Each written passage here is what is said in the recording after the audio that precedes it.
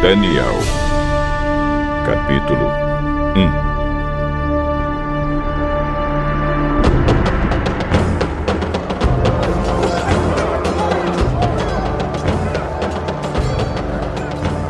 No terceiro ano de Jeoaquim, como rei de Judá, o rei Nabucodonosor, da Babilônia, atacou Jerusalém, e os seus soldados cercaram a cidade. Deus deixou que Nabucodonosor conquistasse a cidade, e também que pegasse alguns objetos de valor que estavam no templo. Nabucodonosor levou esses objetos para a Babilônia e mandou colocá-los no templo do seu Deus, na sala do tesouro.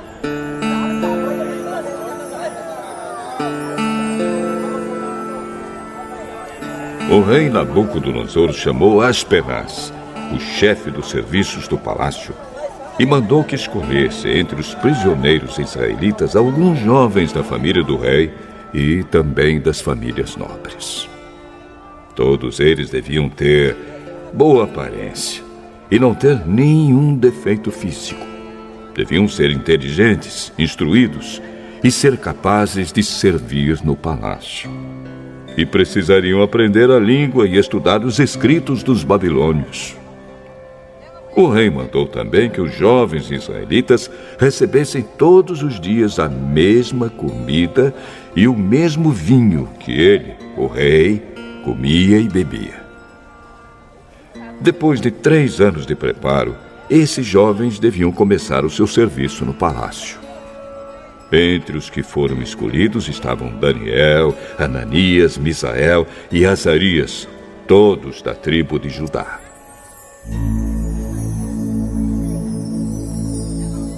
Aspenaz deu a eles outros nomes, isto é, Beltesazar, Sadraque, Mesaque e Abednego. Daniel resolveu que não iria ficar impuro por comer a comida e beber o vinho que o rei dava. Por isso, foi pedir a Aspenaz que o ajudasse a cumprir o que havia resolvido. Deus fez com que Aspenaz fosse bondoso com Daniel e tivesse boa vontade para com ele. Mas Aspenaz tinha medo do rei e por isso disse a Daniel: Foi o rei, o meu senhor, quem resolveu o que vocês devem comer e beber. Se ele notar que vocês estão menos fortes e sadios do que os outros jovens, ele será capaz de me matar. E vocês serão os culpados. Aí Daniel foi falar com o guarda, quem Aspenaz havia encarregado de cuidar dele, de Ananias, de Misael e de Azarias. Daniel disse a ele: Quero pedir que o senhor faça uma experiência com a gente. Durante 10 dias, nos dê somente legumes para comer e água para beber. No fim dos 10 dias, faça uma comparação entre nós e os jovens que comem a comida do rei. Então, dependendo de como estivermos, o senhor fará com a gente o que quiser. O guarda concordou e durante 10 dias fez a experiência com eles.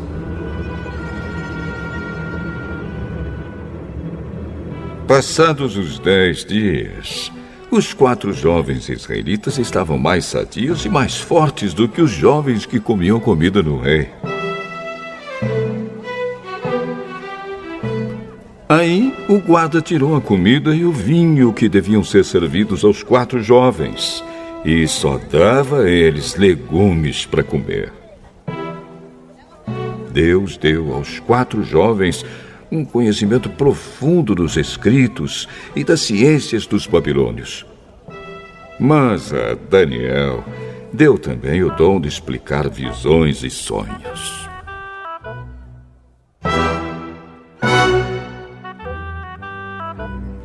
No fim dos 3 anos de preparo que o rei Nabucodonosor tinha marcado, Aspenaz levou todos os jovens até a presença do rei. Este falou com eles. E entre todos não havia quem se comparasse com Daniel, Ananias, Misael e Azarias. Por isso ficaram trabalhando no palácio. Todas as vezes que o rei fazia perguntas a respeito de qualquer assunto que exigisse inteligência ou conhecimento, descobria que os 4 eram 10 vezes mais inteligentes do que todos os sábios e adivinhos de toda a Babilônia. E Daniel ficou no Palácio Real até o ano em que o rei Ciro começou a governar a Babilônia.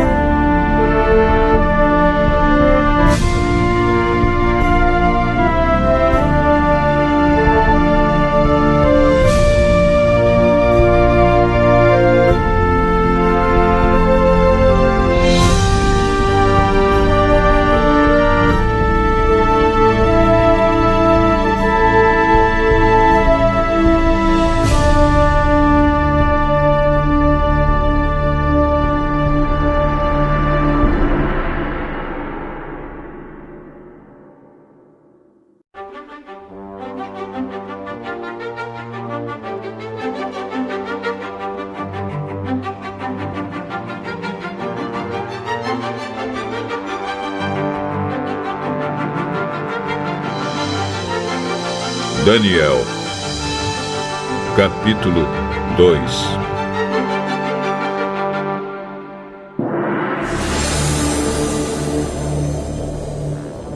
No segundo ano de Nabucodonosor como rei da Babilônia, ele teve uns sonhos que o deixaram tão preocupado que não podia dormir. Então mandou chamar os sábios, os adivinhos, os feiticeiros e os astrólogos, para que eles explicassem os sonhos. Quando chegaram e se apresentaram diante do rei, Nabucodonosor disse a eles: Tive um sonho que me deixou muito preocupado e não vou ficar sossegado enquanto não souber o que ele quer dizer. Eles disseram ao rei na língua aramaica: Que o rei viva para sempre. Pedimos que o senhor nos conte o sonho e aí nós lhe diremos o que ele quer dizer. Mas o rei respondeu: Eu já resolvi que vocês têm de me contar o sonho e também explicar o que ele quer dizer. Se não puderem fazer isso, vocês serão todos cortados em pedaços e as suas casas serão completamente arrasadas. Mas se me contarem o sonho e explicarem o que ele quer dizer, eu lhes darei presentes, prêmios e muitas honras. Portanto, digam o que foi que eu sonhei e o que o sonho quer dizer. E todos os sábios disseram de novo: Conte o senhor o sonho e aí nós lhe diremos o que ele quer dizer. Eu sei o que vocês estão fazendo. Estão procurando ganhar tempo, porque sabem que já resolvi que se vocês não me contarem o sonho, vou dar a todos o mesmo castigo. Vocês já combinaram me enganar com mentiras e falsidades, esperando que a situação mude. Contem-me o sonho, e então eu saberei que também poderão explicar o que ele quer dizer. Os sábios deram ao rei esta resposta: Mas não há ninguém no mundo que seja capaz de fazer o que o senhor quer. Nunca houve nenhum rei, por mais forte e poderoso que fosse, que tivesse exigido uma coisa dessas dos seus sábios, adivinhos ou astrólogos. O que o senhor está querendo é impossível. Não existe quem possa atender o seu pedido, a não ser os deuses. E eles não moram com a gente aqui na Terra. O rei ficou tão furioso que mandou matar todos os sábios da Babilônia. A ordem foi publicada E então foram buscar Daniel e os seus companheiros, para que eles também fossem mortos. Daniel foi procurar Arioque, o chefe da guarda do rei, que tinha recebido ordem para matar todos os sábios da Babilônia. Com muito jeito e cuidado, Daniel perguntou a Arioque: Mas por que foi que o rei deu uma ordem tão dura assim? Arioque explicou o que havia acontecido.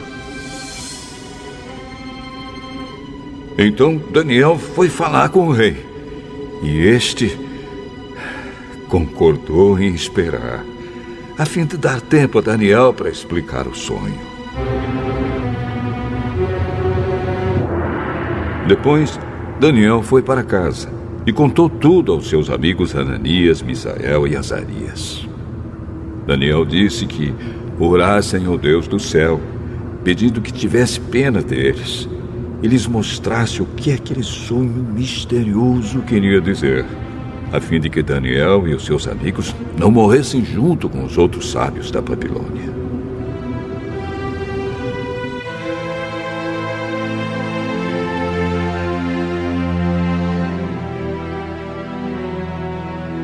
Naquela noite, Daniel teve uma visão. E nela, Deus mostrou o que o sonho queria dizer.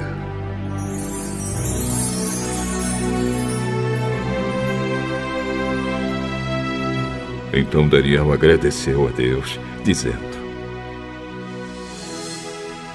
Que o nome de Deus seja louvado para sempre, pois dele são a sabedoria e o poder.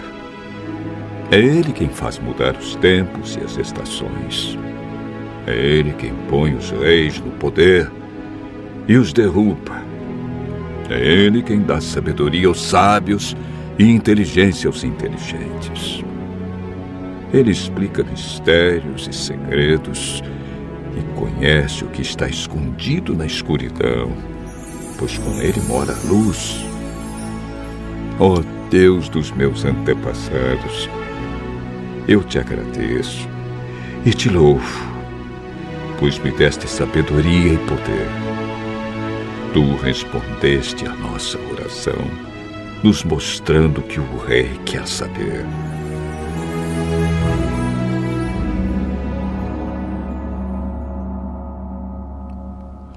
Aí Daniel foi procurar Arioque, o oficial que tinha recebido ordem do rei para matar os sábios da Babilônia. Daniel disse: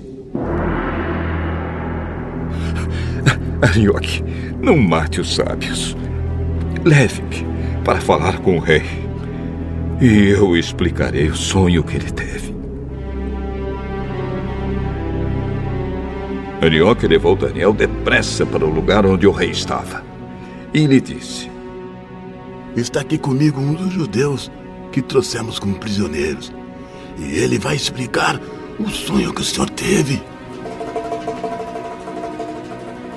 O rei perguntou a Daniel, que também era chamado de Beltesazar: Você pode contar o meu sonho e explicar o que ele quer dizer? Não há sábios, adivinhos, feiticeiros, nem astrólogos que possam dar a explicação que o senhor está exigindo. Mas há um Deus no céu que explica mistérios. Foi por meio do sonho que ele fez o senhor saber o que vai acontecer no futuro. E agora, ó rei, eu vou explicar o sonho e as visões que o senhor teve enquanto dormia. O senhor estava deitado na sua cama e começou a pensar a respeito do futuro. E aquele que explica mistérios mostrou ao senhor o que vai acontecer. E eu recebi a explicação do mistério. Não porque seja o mais sábio de todos os homens, mas a fim de que o Senhor saiba o sentido do sonho que teve E o que querem dizer os pensamentos que passaram pela sua mente, ó rei? O Senhor teve uma visão na qual viu uma estátua enorme, de pé, bem na sua frente. A estátua era brilhante, mas metia medo.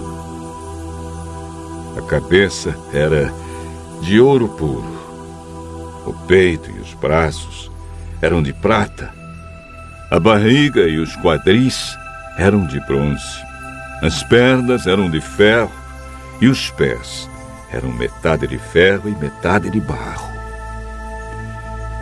Enquanto o Senhor estava olhando, uma pedra se soltou de uma montanha sem que ninguém a tivesse empurrado.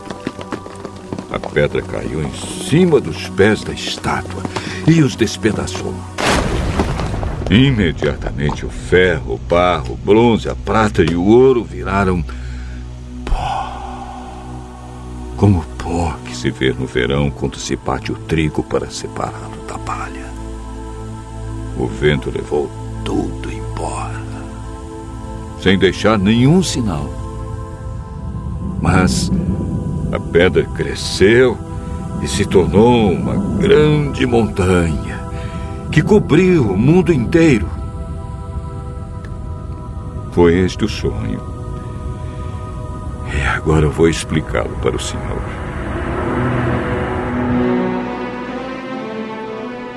Ó rei, o Senhor é o mais poderoso de todos os reis. E foi o Deus do céu quem o fez rei.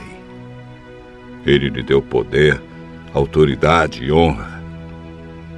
Ele deu ao Senhor o domínio em todo o mundo sobre os seres humanos, os animais e as aves.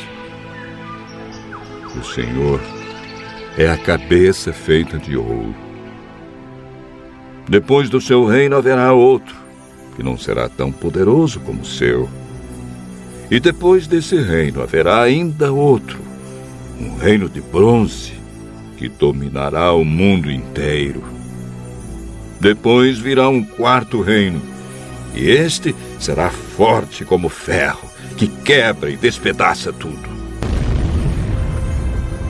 E assim como o ferro quebra tudo, esse reino destruirá completamente todos os outros reinos do mundo. Na estátua que o Senhor viu, os pés e os dedos dos pés eram metade de ferro e metade de barro. Isso quer dizer que esse reino será dividido, mas terá alguma coisa da força do ferro, pois, como o Senhor viu, o ferro estava misturado com barro. Os dedos dos pés eram metade de ferro e metade de barro. Isso quer dizer que o reino, por um lado, será forte, mas, por outro lado, será fraco. O Senhor, ó rei, viu que o ferro estava misturado com barro. E isso quer dizer que os reis procurarão unir os seus reinos por meio de casamentos. Mas como o ferro e o barro não se unem, assim também esses reinos não ficarão unidos. No tempo desses reis, o Deus do céu fará aparecer um reino que nunca será destruído, nem será conquistado por outro reino. Pelo contrário, esse reino acabará com todos os outros e durará para sempre. É isso que quer dizer a pedra que o rei viu soltar-se da montanha, sem que ninguém a tivesse empurrado, e que despedaçou a estátua feita de ferro, bronze, prata, barro e ouro. O grande Deus está revelando ao Senhor o que vai acontecer no futuro.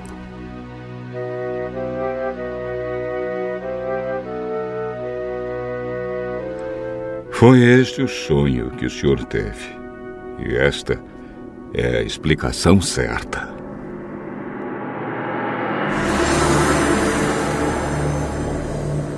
Então o rei Nabucodonosor se ajoelhou diante de Daniel e encostou o rosto no chão. E depois ordenou que fossem apresentados a Daniel sacrifícios e incenso.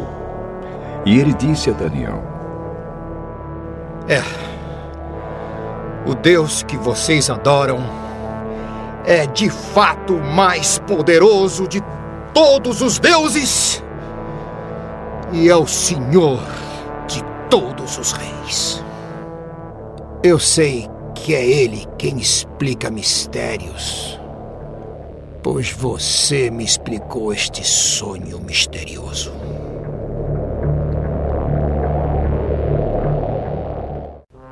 Em seguida, o rei colocou Daniel como alta autoridade do reino e lhe deu também muitos presentes de valor. Ele pôs Daniel como governador da província da Babilônia e o fez chefe de todos os sábios do país. A pedido de Daniel, o rei pôs Sadraque, Mesaque e Abednego como administradores da província da Babilônia. Mas Daniel ficou na corte real.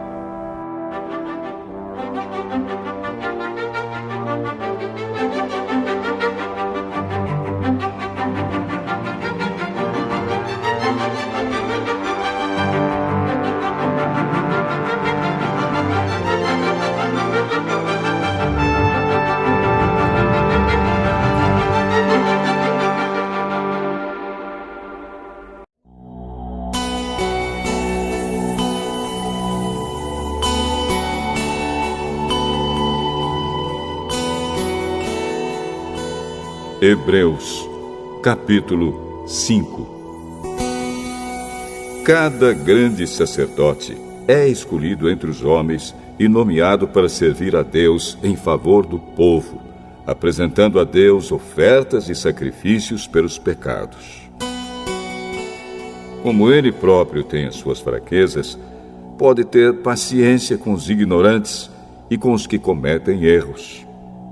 E porque ele mesmo é fraco, precisa oferecer sacrifícios não somente pelos pecados do povo, mas também pelos seus próprios pecados.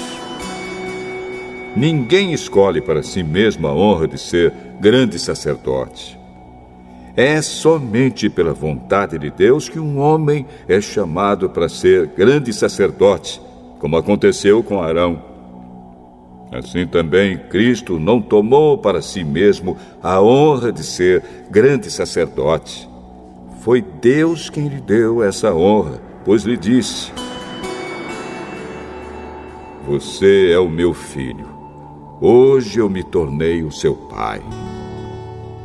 Em outro lugar das Escrituras Sagradas, ele também disse: você será sacerdote para sempre, na ordem do sacerdócio de Melquisedeque. Durante a sua vida aqui na terra, Cristo, em voz alta e com lágrimas, fez orações e súplicas a Deus que o podia salvar da morte. E as suas orações foram atendidas porque ele era dedicado a Deus. Embora fosse o Filho de Deus, ele aprendeu, por meio dos seus sofrimentos, a ser obediente. E depois de ser aperfeiçoado, ele se tornou a fonte da salvação eterna para todos os que lhe obedecem. E Deus o nomeou grande sacerdote na ordem do sacerdócio de Melquisedeque. Temos muito o que dizer a respeito desse assunto, mas por que vocês custam a entender as coisas? É difícil explicá-las. Depois de tanto tempo, vocês já deviam ser mestres, mas ainda precisam de alguém que lhes ensine as primeiras lições dos ensinamentos de Deus. Em vez de alimento sólido, vocês ainda precisam de leite. E quem precisa de leite ainda é criança e não tem nenhuma experiência para saber o que está certo ou errado. Porém, a comida dos adultos é sólida, pois eles, pela prática, sabem a diferença entre o que é bom e o que é mau.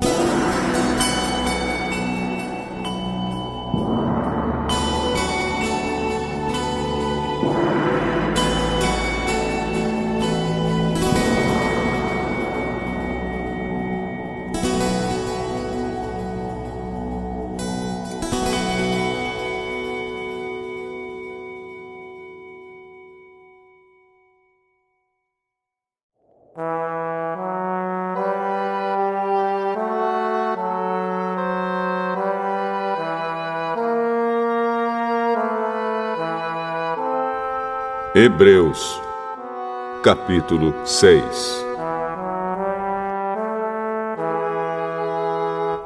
Assim, vamos em frente a fim de chegarmos ao ensinamento de adultos, deixando para trás as primeiras lições da mensagem de Cristo.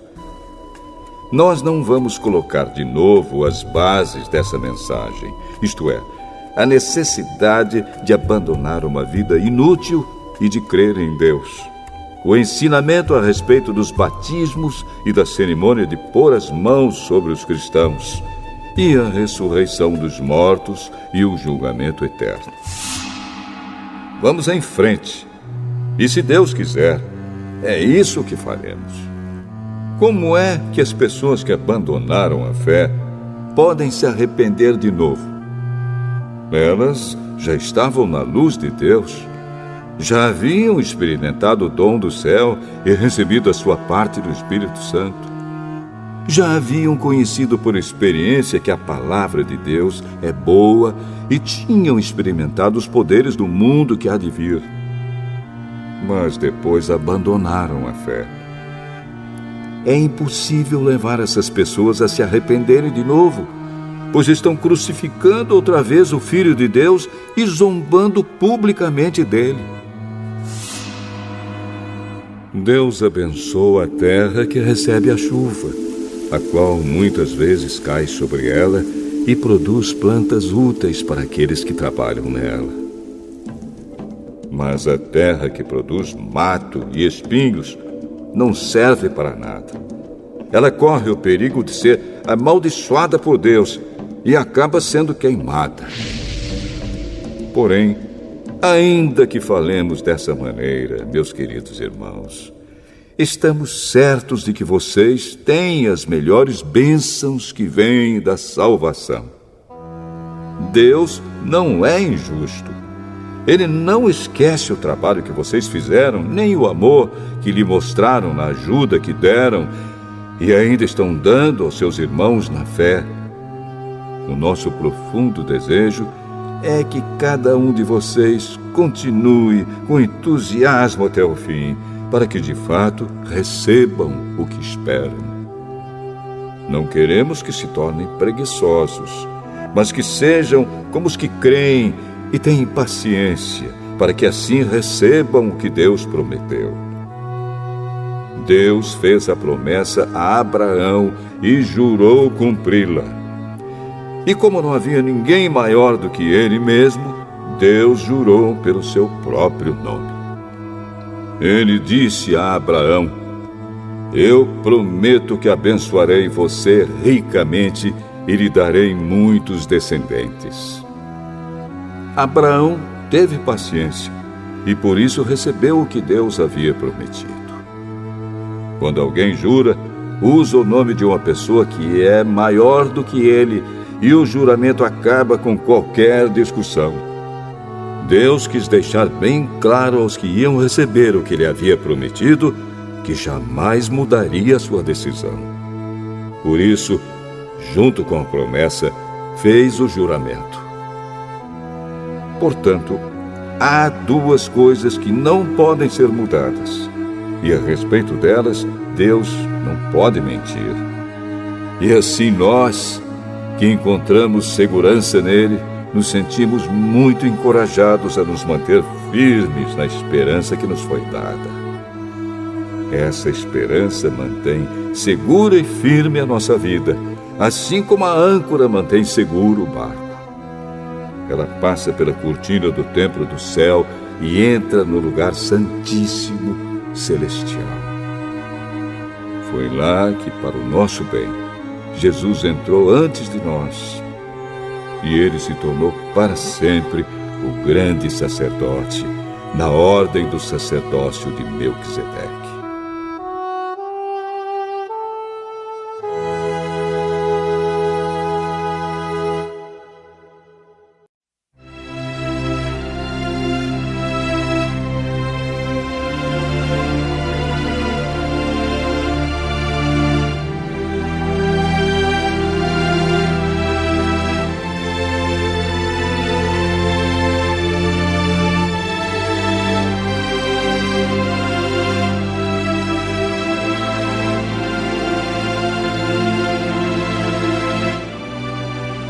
Provérbios, capítulo 5.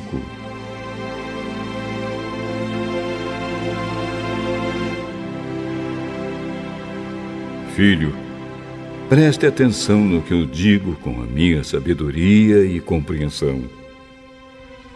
Então você saberá como se comportar, e as suas palavras mostrarão que você tem conhecimento das coisas. Os lábios da mulher imoral podem ser tão doces como o mel, e os seus beijos tão suaves como o azeite. Porém, quando tudo termina, o que resta é amargura e sofrimento. Ela está descendo para o mundo dos mortos. A estrada em que ela anda é o caminho da morte. Essa mulher não anda na estrada da vida. Ela caminha sem rumo, mas não sabe disso.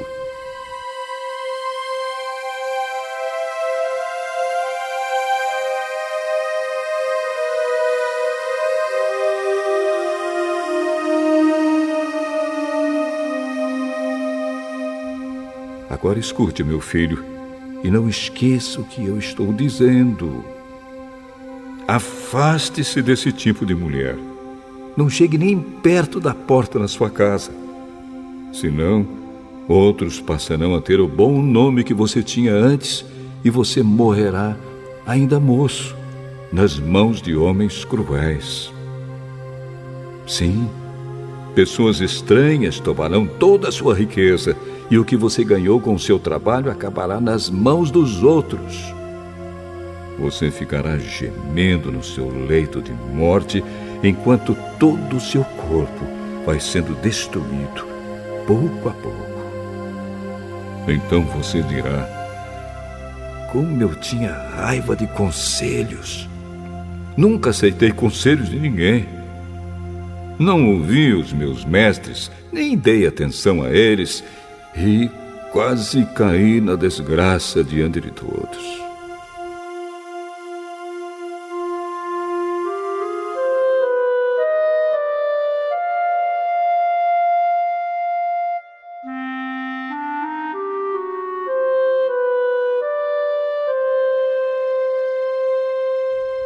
Seja fiel à sua mulher e dê o seu amor somente a ela.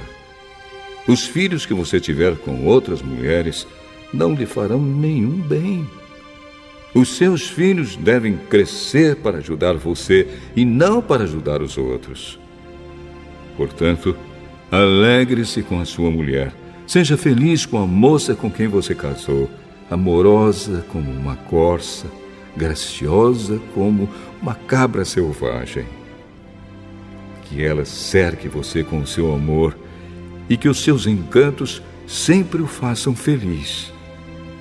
Filho, por que dar o seu amor a uma mulher imoral? Por que preferir os encantos da mulher de outro homem? Deus sabe por onde você anda e vê tudo o que você faz. As injustiças que um homem mau comete são uma armadilha. Ele é apanhado na rede do seu próprio pecado. Morre porque não se controla. A sua grande loucura o levará à cova.